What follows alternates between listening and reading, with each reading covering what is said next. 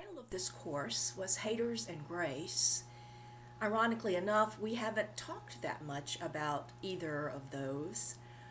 Our discussion did not directly go there, but might we contend that the violence that we do to the earth is a form of hating, enacting hate on our home?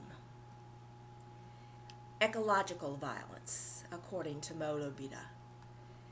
Maybe we mitigate that by saying it's not an intentional meanness or a visceral disgust.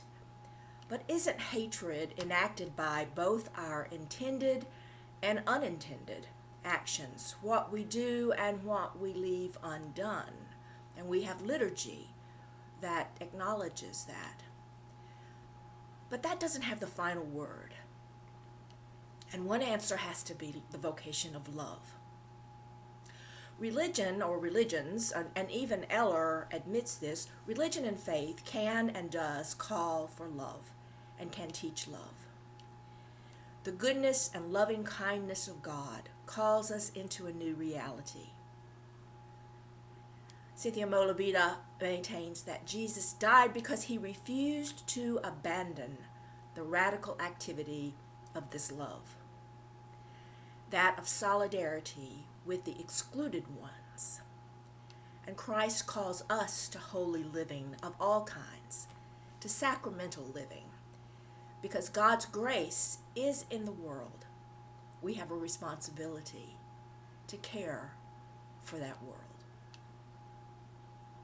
The crisis of violence in its many forms is not just a social crisis or a biological one or scientific or economical crisis.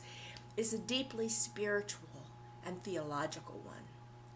Because questions raised by this crisis are religious or faith questions about who we are, whom we profess to be, and how we come to be here and where we're going. Theological questions of love and justice, of being in right relationship with God and others and with the cosmos, are key task. But not just at a theoretical level, as we have learned, we must do love. Do love. And we can go back and forth between the texts that we read for this course and see what that might look like.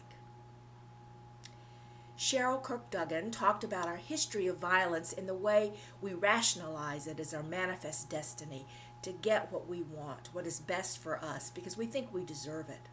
And Eller collaborates this. We may think of violence as pathological, but it has been normalized, and it produces a kind of numbness in us. Theology has an obligation to address violence because we profess the goodness of God and God's desire for humans to live in harmony and the goodness of humanity. Yet we have to acknowledge the horrendous violence carried out in the name of Christianity and in the church. And we have to courageously address the text of terror, in the words of Phyllis Tribble, in the Bible, and name the oppression in them. One form of the theodicy question is, how could a good God be so violent or allow violence? And forgive me if I'm repeating something that I've said in the class discussion, but one way that question has been answered by some proponents of process theology, not all, but some, is that God has changed and God's changed God's mind. And another way to answer that is that violence was the worldview of the biblical writers, and that's how they saw things and told the story. And we need to exegete and interpret that to get at the deeper meaning and to understand that 21st century questions are not always answered by the ancient text, according to Kirk-Duggan. But perhaps we could hold on to theology's claim that God is consistent and consistently faithful, because God is who God is, always has been, the great I am. And there might be what we call a mutability of an immutable God. Let me say that again. a mutability of an immutable God.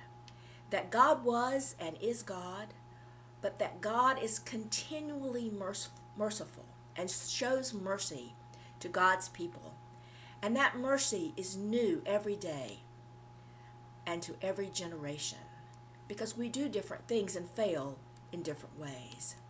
That God is passable, capable of feeling our pain and not wanting us to suffer. In Eller's view, religion can't be blamed for all violence, but religion is a human institution and as such is capable of both good and bad. There's certain features or conditions that increase the likelihood of violence, like instinct, integration into groups, identity, institutions, interest, and ideology. Several of our course texts have called certitude into question, for certitude can be a dangerous thing. We're all on a journey. We are called to be open to learning, for just when we think we have arrived, when we think we have the true answers, then we shut others out. In the oft-quoted words of the poet Maria Rainer Rilke, love the questions. Be patient with all that is unresolved in your heart. Live the questions. Eller's treatment of persecution talked about the dangerous legacy of martyrdom complex that creates an us and them, that leads to a self-defense culture in which one manifestation is the hoarding of guns like we have here in the U.S., where we have one gun per person in the population. The U.S. population is 5% of the world, but we own 42% of all the guns in the world, and 50% of the guns are owned by 3% of our population here in the U.S. I think Canada has a much healthier relationship with guns, but you are also no strangers to violence as well. If humans participate in divine glory, then violence dehumanizes us and diminishes that glory. We may shy away from language of moral duty and responsibility because it may sound judgmental or sanctimonious or preachy, and we think it may not go over well in our congregations. Or maybe you could be so lucky as Calvin, who is going to a congregation that is very social justice minded and politically active. But as Mayan Tran said, and I think she's quoting John Coleman here, that all faith is public. And that might look like taking sides sometimes. For example, our rector took a stand against President Trump using the Bible and the church as a prop for his political campaign. And some people in our church did not like that. But the rector invited conversation about it. And we need to engage with Christians with whom we disagree. And again, be open, resisting certitude, and standing by our convictions. Resisting certitude and standing by our conviction may sound contradictory, but it's a kind of a paradox that we hold together. Standing by what we think is right, but not closing off other views. Mo Labida called this provisional knowing. We can't know all that we need for living out neighbor love, but we can construct a moral vision that gives us provisional knowledge. And according to Mayan Tran, the inertia and paralysis of the church has to be transformed. Powerlessness and hopelessness is dangerous, part of the structural sin. Mo Labida and West have ideas for what leaders can do to build social movements that expose systems that lead to violence and work to dismantle them. Mo Labida takes the source of moral knowing, the sources of moral knowing that are traditional, that we know of, scripture, tradition, experience, and reason, and she modifies them to include other than human voices, and seeking to read those four sources through the lens of people who have been on what she says, quote, the losing side of power. People whose lives have been damaged by people of privilege.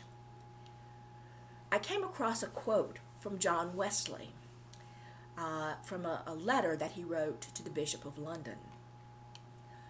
I believe in my heart that faith in Jesus Christ can and will lead us beyond an exclusive concern for the well-being of other human beings to the broader concern for the well-being of the birds in our backyards, the fish in our rivers, and every living creature on the face of the earth. Hearing the voices of the earth reminded me of Wendell Berry's poem, The Timbered Choir.